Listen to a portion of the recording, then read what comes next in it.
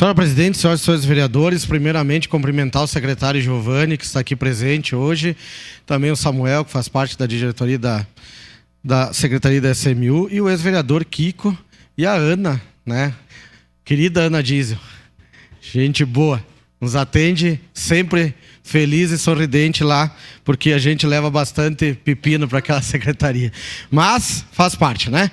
Então, assim, com certeza votarei favorável a esse projeto de lei, porque eu tenho certeza absoluta que a semana passada, em primeira discussão, a gente ligou também para as entidades que tiveram junto, participaram dessa construção, foi construído por diversas pessoas, e a gente entende que quando é construído por diversas pessoas é porque é positivo.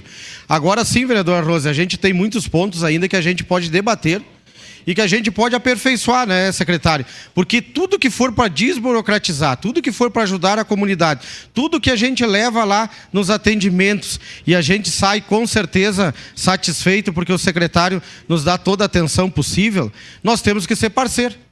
Então nós seremos parceiro para analisar tudo que é positivo para a comunidade caxiense. Então nós vamos, vereador Fantinel, com certeza se debruçar ainda sobre as leis, enfim, que rege a questão da Secretaria da SMU, porque tenho certeza absoluta que muita coisa ainda a gente pode ser feito para melhorar.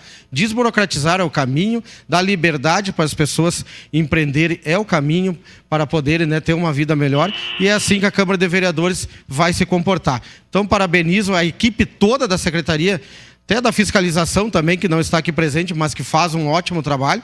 Toda a equipe da SMU deve estar em torno de 110, 120 funcionários que deve ter no quadro. E a gente está sempre lá e sempre é muito bem atendido. Então, com certeza, votarei favorável, senhora Presidente, no momento oportuno. Obrigado. Para declarar